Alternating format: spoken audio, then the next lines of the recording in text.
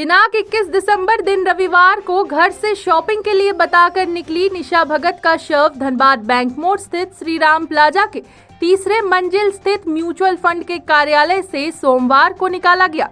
निशा भगत धनबाद के मनेटांड सिंघाड़ा तालाब के पास रहने वाले दीपक भगत की पुत्री है।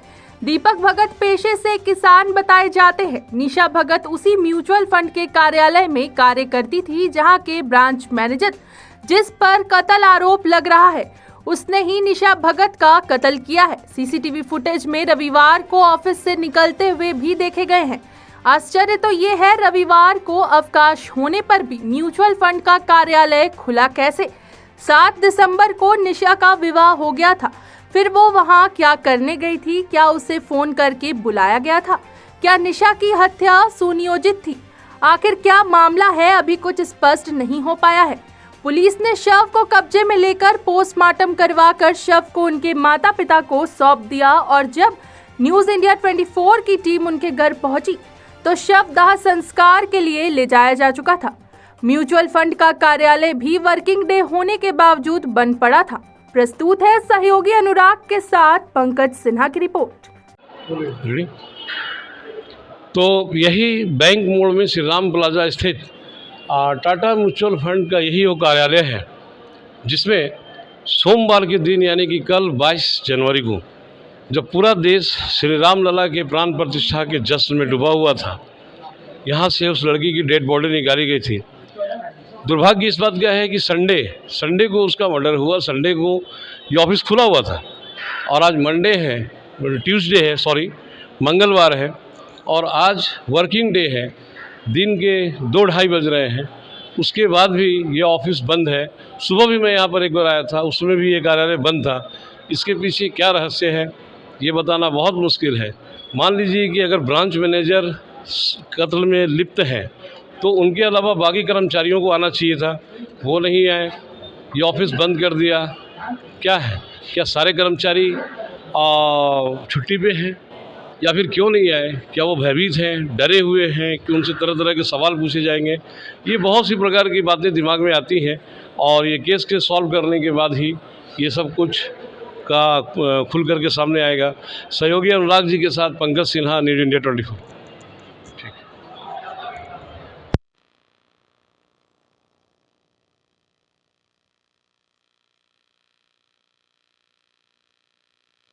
नमस्कार, आप देख रहे हैं न्यूज इंडिया 24 और मैं हूं आपके साथ पंकज सिन्हा। आज हम मनेटांड स्थित सिंघाड़ा नदी के पास, सिंघाड़ा तालाब के पास दीपक भगत जी के घर पे आए हुए हैं। इनके साथ एक बहुत ही दुखद घटना घट गई। आज के समय कब किसके साथ क्या हो जाए कहना मुश्किल है। ये निशा भगत की माँ हैं, वो निशा भगत जो आज से 2-3 दिन पहले जीवित थी। 1 वर्ष पहले उनकी विवाह हुई थी और एक महीना पहले उनका विवाह हुआ था और अपना खुशहाल जीवन व्यतीत कर रही थी। आज निशा भगत इस दुनिया में नहीं है। बहुत ही दुख की बात है, उनकी हत्या कर दी गई, वो भी एक जिम्मेवार यानी कि ब्रांच मैनेजर के द्वारा।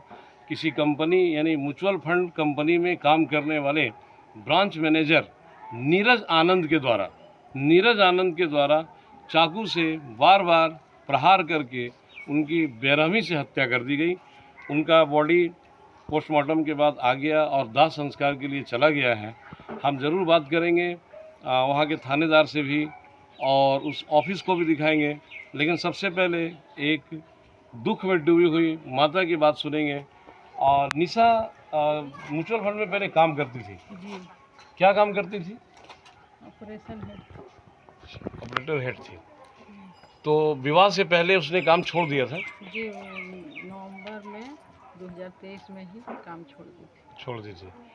क्या हुआ होगा? मतलब वो संडे के दिन ऑफिस गई थी ना? नहीं हाँ। मार्केट गई थी। अच्छा, मार्केट गई थी कुछ सामान खरीदारी करने। कैसे ऑफिस पहुंची, कैसे क्या हुआ, कैसे संडे का दिन ऑफिस खुला, ये सब हमको लोग को कुछ समझ में नहीं आ रहा। इस सब का पता लगाना आप लोग का काम है जी। आप पता लगाइए कि आखिर संडे को ऑफिस खुला कैसे, मेरा बेटी ऑफिस के अंदर गई कैसे और कैसे फिर बाहर से ताला लॉक कैसे बाहर ताला? आमतौर पे सभी कार्यालय खास करके बैंक संडे को अवकाश रहता है, सब लोग छुट्टी पे रहते हैं। बेटी उसमें जॉब की है, संडे को सैटरडे को ऑफिस बंद रहता है। बंद रहते हैं। हाँ। तो फिर उसमें निशा जी का जो मतलब कि मोबाइल था, कॉल डिटेल वगैरह आपने खंगाला? हाँ, कॉल डिटेल हम लोग का मतलब अभी मोबाइल हम लोग का हाथ में नहीं आया है, लेकिन उसमें हम लोग जब कॉल किए तो कॉल रिंग हो रहा था। रिंग हो रहा था? रिंग हो रहा था। अच्छा। हाँ, रिंग हो रहा था। एफआईआर आपने धनसार थाने में कर दिया? जी, हम लोग उसी दिन बैंक मोड़ थाना में एफआईआर कर दिया। उसके पहले कुछ तो जैसे कि निशा ने घर में डिस्कस किया होगा कि भाई क्या मैटर रहा है, कहाँ जा रही है, उसके बारे में कुछ नहीं बताया था? बोली थी तो मार्केट गई थी। निशा अपना शादी से बहुत खुश थी, वो आई थी अपना, अब उसका विदाई था, अपना कुछ कुछ खरीदने के लिए मार्केट गई थी। बैंक मोड़ से कुछ लेना था, कुछ बाजार से लेना था, अपना लेने के लिए। कैसे वो पहुंची है ऑफिस में और संडे को ऑफिस खुला कैसे, ये बात हम लोग को समझ से बाहर। जी। इसको समझना होगा कि आखिर खुला कैसे, फिर गई अंदर तो फिर बाहर से बंद कैसे हुआ, चाबी किसके पास था, कौन खोला। लेकिन सीसीटीवी फुटेज के अनुसार उसमें नीरज आनंद का फोटो है, जो कि पुलिस द्वारा सीसीटीवी हाँ, सीसीटीवी के फुटेज में, हाँ, ठीक है देखा गया है। जी। उसी के द्वारा हम लोग को समझ में आ रहा है कि मतलब वही है, हम लोग के हिसाब से हत्यारा वही है। हत्यारा वही है। हाँ। तो उसको इसके सजा पहले मिलना चाहिए इसके ना। पहले जब वो काम करती थी तो नीरज आनंद के साथ क्या कभी कोई बकझक, कोई लड़ाई झगड़ा कुछ ऐसा उसने घर में नहीं। डिस्कस किया था? कुछ नहीं, उसको मेरा बेटी बहुत अच्छी थी, उसको किसी से कोई मतलब ना काम से काम था। जाना और पापा छोड़ने जाते थे, पापा लाने जाते थे। ऐसा कुछ नहीं था कि कभी झगड़ा लड़ाई या कुछ भी। पिताजी उनके कभी बताया कि फोन करके बराबर दबाव दिया जा रहा था, जैसा पेपर में छपा। पता नहीं पेपर में कैसे छपा, लेकिन ऐसा कुछ नहीं। मेरा बेटी सारा कुछ हमसे शेयर करती। ऐसा कुछ नहीं है कि उनको फ़ोन करके दबाव दिया जाता था, और ऐसा कोई बात नहीं है। ऐसा कोई बात नहीं। नहीं। और इससे पहले मतलब कि कभी मतलब कि उन लोगों कोई जैसे मान लीजिए काम करती थी वो, हाँ, तो कुछ अमाउंट वगैरह या तनख्वाह वगैरह बाकी ये सब ऐसा कोई मैटर था क्या? हाँ, बाकी है तो उसका पीएफ बाकी है, अभी बहुत कुछ उसका कागज वहाँ है। अच्छा। वो तो शादी लग गया तो रिजाइन दे दी। अच्छा। रिजाइन देने के बाद तो वो अपना मतलब शादी में लगे, अपने खरीदारी उदारी करके 15 दिन, रिजाइन के बाद 15 दिन जॉब की। उसके बाद अपना सब कुछ, अभी समय नहीं मिला हम लोग को ऑफिस जाने का। उसका भी जो कौन पीएफ का पैसा सारा कुछ अभी वहीं है। कोई अभी कागज पत्र भी बहुत कुछ वहीं है, कहाँ ली शायद। अब इसीलिए कैसे करके उसको ले लिया कि कैसे गई हम नहीं कर सकते हैं। लेकिन खुला कैसे ऑफिस, हमको यही जानना है कि आखिर ऑफिस संडे को खुला कैसे, मेरा बेटी अंदर गई कैसे, फिर बाहर से लोग हुआ कैसे। इसका जानकारी आप लोग को पता लगाना है कि कैसे हुआ। बिल्कुल, मीडिया उसके तह तक जाएगी। हाँ। और आज तो जैसे कि मान लीजिए कि हम लोग ऑफिस गए थे, अभी ऑफिस से भी आ रहे हैं, ऑफिस बंद है आज, अच्छा। जबकि आज वर्किंग डे है और लगभग वो खुलना चाहिए ऑफिस, लेकिन फिर भी वो ऑफिस बंद है। तो हो सकता है कि भाई ब्रांच मैनेजर कहीं भाग गए हों चाबी वाबी लेकर। ऑफिस बंद है क्या है, उसका जिम्मेवार हम लोग थोड़ी है कि हाँ। कैसे बंद है, क्या है कि लेके भाग गया, क्या हुआ।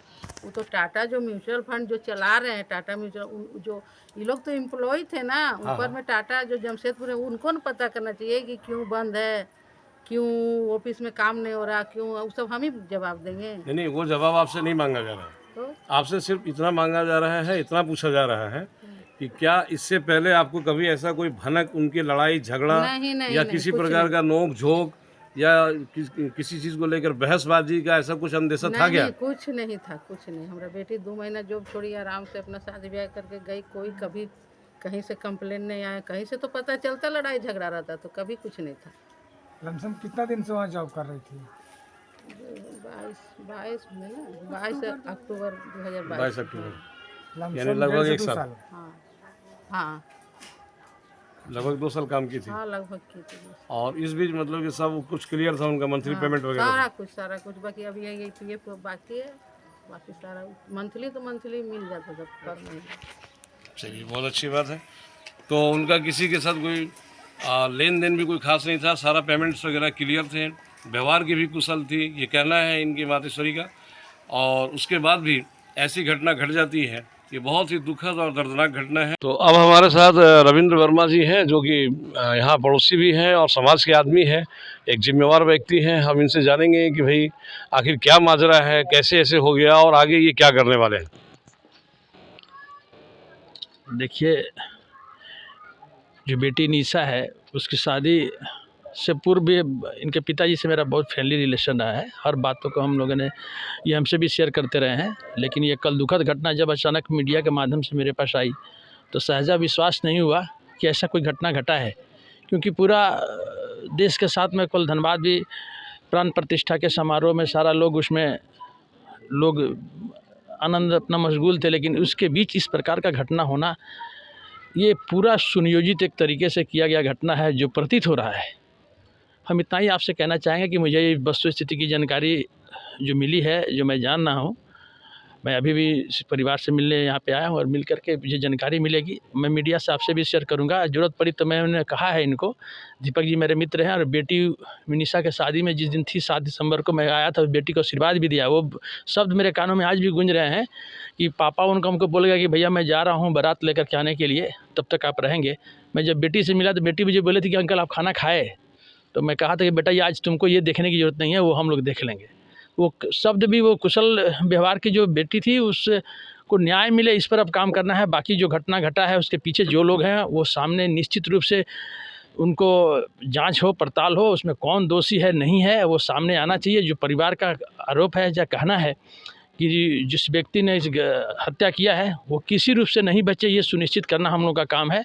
हमने विश्वास दिलाया है दीपक जी को कि आप मैं तो वापस नहीं कर सकता, जो बिटिया चली गई है, लेकिन इतना मैं इंश्योर आपको करता हूँ कि उस बेटी को न्याय मिलेगा, ये मैं दावे के साथ कह सकता हूँ। मैंने उनको कहा है कि ज़रूरत पड़ी तो अभी हम जान रहे हैं, कल हो सकता है कि मैं एसएसपी साहब से भी मिलूँगा और सारे बात को उनके सामने रखेंगे। रखने के बाद हमारा एक ही ध्येय है कि बेटी को न्याय मिले और ज़रूरत पड़ी तो मैंने कहा है कि मुख्यमंत्री जी से मैं बात करूंगा, इसमें कहीं दो राय नहीं है। मुख्यमंत्री जी के यहाँ भी जाना पड़ा तो हम इनको लेकर के जाएंगे, क्योंकि मैं एक इनके समाज की भी है बेटी है और हमारा पारिवारिक रिलेशन इनसे रहा है और मैं धनबाद नहीं पूरे झारखंड प्रदेश कांग्रेस का जनरल सेक्रेटरी भी हूँ।